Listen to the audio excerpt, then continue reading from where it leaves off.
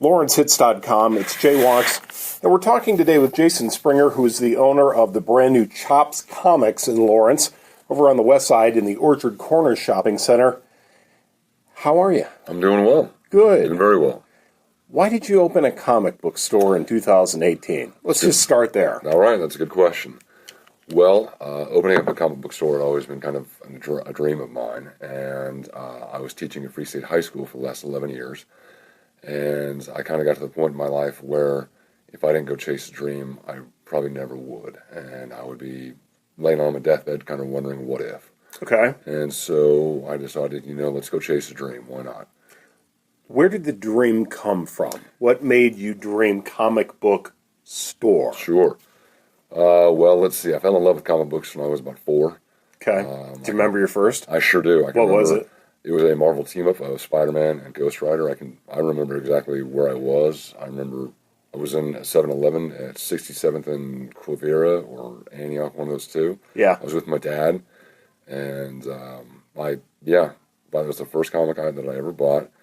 And I'd kind of collected for a little while when I was a kid, but then I kind of stopped for a while. But then once high school came around, I got more serious about it and then more into college, etc. And a friend of mine, he and I had talked about, 8 years ago or so. We talked about maybe doing this, but we both were at a point in life where this really wasn't an option because we were just doing other things. And so I continued teaching, and then, I just got to the point, it's like, okay, if I'm going to do this, now's the time to do it.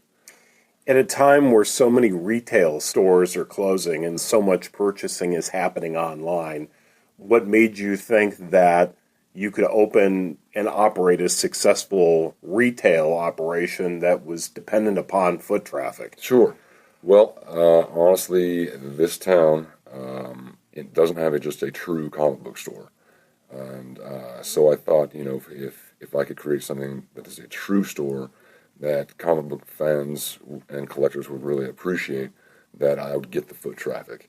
And so far, it's doing pretty well. Did you draw any inspiration from Love Garden? Love Garden's the record store downtown, and sure. Not a lot of people have record players anymore, yet there are always people at Love Garden. Absolutely. Right. I mean, shops like that, without a doubt. I mean, I have an album collection at home. I go to Love Garden still. I mean, heck, we have a new arrivals bin just because it's kind of taking from the Love Garden example of how they do their new arrivals. And, stores like that, if you have a nice little specific niche, it can really turn out pretty well if you treat the customer respectfully, and if you reach out to the community, things happen in a very positive way. A lot of people, when they hear the phrase comic books, they think, oh, those are for kids. Here you are, and you're of a certain age. We'll leave it at that. And you're still as You can say 40s, it's okay. I can for another 11 days. All right. But here you are, and it's as important, if not more important today than it was when you were 4 years old at the 7-Eleven. Mm-hmm. So what do you say to people who say, it's for kids?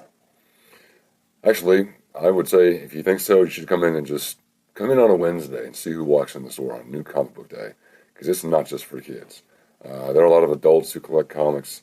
Now, that's not to say we don't get kids. We most certainly do. And we have a selection of comics for children. But mainly you see a lot of comic book aficionados and connoisseurs come in and who are serious collectors. And they appreciate a store like this. And so we get a lot of adults, both male and female. Is it the same mentality as the people who collect baseball cards and the people who collect vintage records and stuff like that? Oh, sure. Yeah. Without a doubt. I mean, it's all based upon this collecting gene you have. And, I got that from my father because he's a big model collector, and he's also a big coin collector. And so he just kind of passed on the collection gene to me. And it's funny you mentioned baseball cards because I started with that when I was a kid.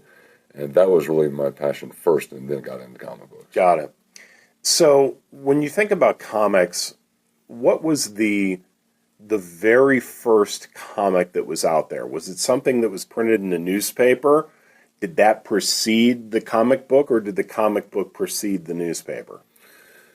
Well, that's kind of a difficult question because you could argue that they're kind of happening at the same time, way, way back. And the comic book as we see it today is something that's really coming out of the 30s and the 40s, and slowly, and it's evolved over the decades. Because when you look at the comic books that we see today, or just comic books versus comics in the newspaper, they're very different. For sure. And there used to be a time when you saw comics in the newspaper that were kind of serial comics that one day leads to another day, et cetera, et cetera. There's a few of those still out there, but most of them are now it's just kind of one joke or one little Right. at a time. Whereas with comic books, it's all continual. Okay. So, what was the first comic book originator? Was it Marvel? No, actually, DC was DC was first. DC was first. Okay. And you could argue, okay, of all the big boys, definitely DC was first. Okay. And for people who don't know, what's the difference between DC and Marvel? Well, first off, there's a difference in popular characters. Okay. Because you have, when you talk about big name characters, Superman, Batman, Wonder Woman, those are all DC. Okay. But when you look at Marvel, you have like Captain America, Spider-Man, the X-Men, Wolverine, those are all Marvel. And so it's really based upon characters. And really, when you look at the difference between Marvel and DC, and it kind of even trickles into today, but DC's done a pretty good job catching up. Marvel, when they got hot, they were able to kind of write stories and make the characters, the superheroes, kind of real, i.e. they had real life problems, they bickered with each other, those kind of things, whereas DC, they weren't really real people, and everything was always perfect, and everybody always worked with each other, and they had no real problems. And so when Marvel kind of made comics more real to life, that's when people really started gravitating towards Marvel, and that's what really helped Marvel kind of get forward. Did that change at DC? Did they? They did. Right. They saw what was happening, and they caught up, basically. Yeah.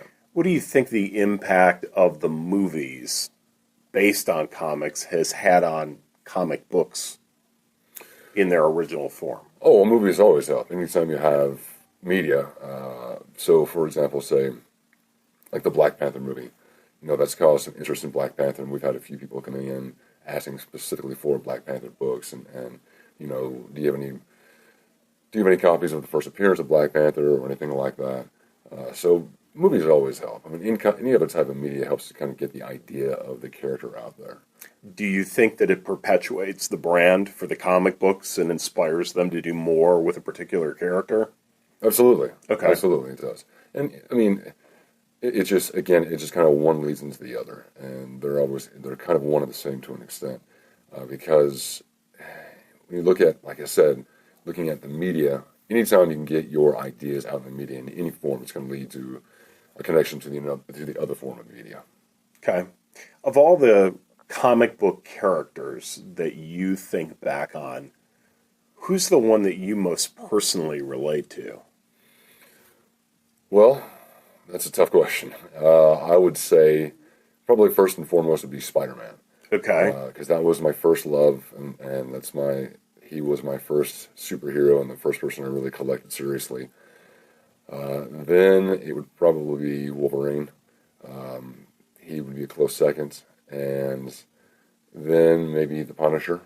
Okay. Just because the idea of just having a person with no superpowers going out and trying to do good things, and he's the quintessential anti-hero to an extent. Right. But that's not to say that I'm strictly Marvel. I mean, also Batman. He's kind of the same vein as the Punisher. Again, no superpowers, but trying to do good things. Of course, he's not killing people, but yeah. Have you fantasized yourself into the storyline?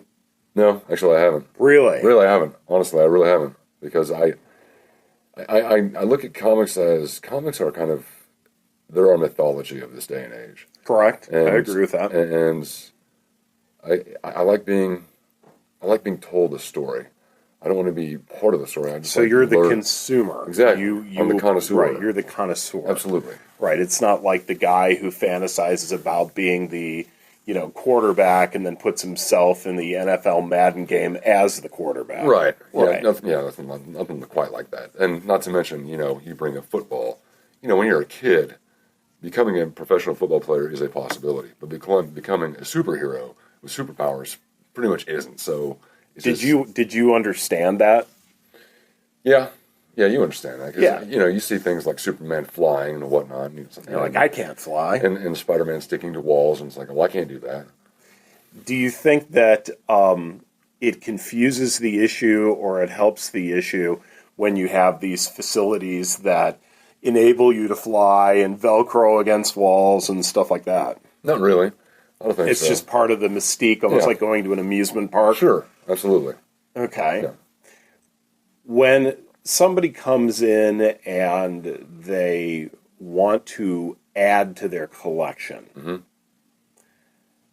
obviously, in some cases, price is always an issue, but in some cases, when you're a collector, price is not an issue.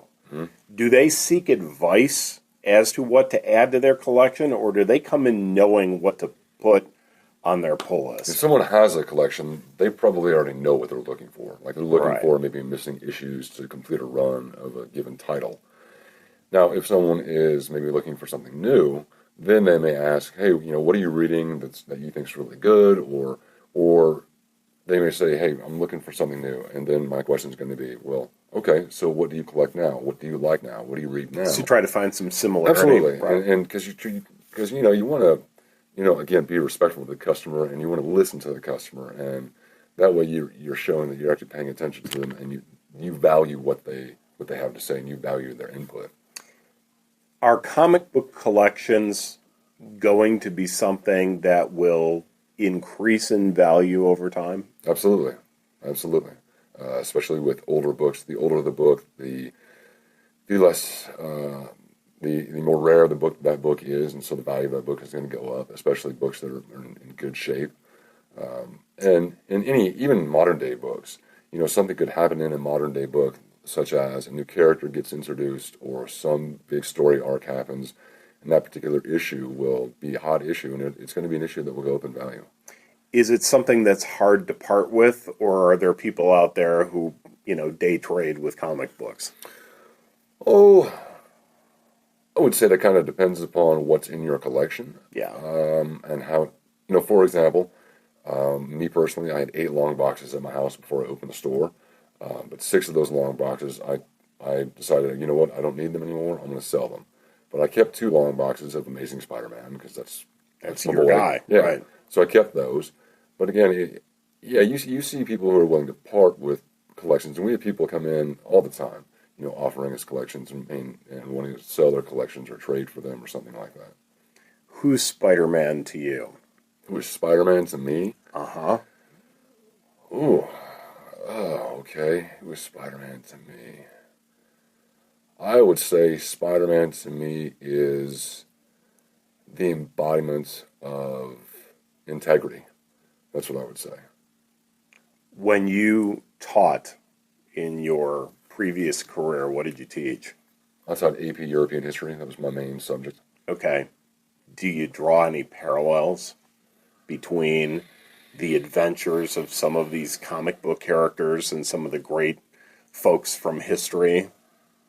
I didn't when I taught. I mean, you very well could. Right. You could take people in history who were seen as heroes for what they did, and you could maybe kind of relate that to a given character. Because you said this is current day mythology, and Yeah. as a history professor, you go back to Greek mythology and you think of the gods and True. their powers. True. To me, those were the original comic book characters. Oh, without a doubt. Yeah. Without a doubt.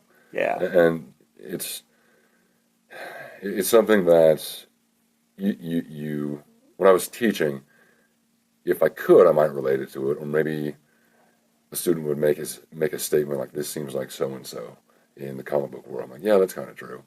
But Right. again, with history is written by the winners, and so there's a lot about history that of certain people that are seen as being these great people who are put on pedestals. But there's a lot of things in their life that were not very positive. Well, and That any history story was is forgotten. skewed based on who's telling the story. Exactly, and history is you have to look at both sides of the coin, and you have to recognize both sides of the coin. So you're coming up on the 1 month mark. Mm-hmm. How do you feel about your first month? Good. Did it exceed your expectations? Yeah, I mean it's doing pretty good. Like you said, it's only been open a month, Right. And we're still getting new foot traffic in, and we're still getting people in who they've heard about us through friends or through websites or what have you, and they come in and they see it and they say, okay, yep, I'm going to start getting a pull list here. I'm going to start shopping here, and it's been pretty positive. Jason Springer is the owner of the brand new Chops Comics. It's located at the corner of Cassold and Bob Billings in the Orchard Corner Shopping Center, a step or two away from the Jade Garden Jade Bar Complex on the side that faces east. Yeah. Right? Yeah. That would be east. That'd be east, yeah. And you have a website, chopscomics.com, and that's got your hours, and you have the ability to create your pull list online, right? Absolutely. If anybody wants to create a pull list, they can just go right online, and it's real nice and easy. Well, next month we'll look forward to talking about what's going to be happening over the summer and trends as we get into looking towards, can you believe, the back end of 2018. That's how time works. Congratulations on starting a new business, Chops Comics. Thank you much. Jason Springer, you've been listening to LawrenceHits.com.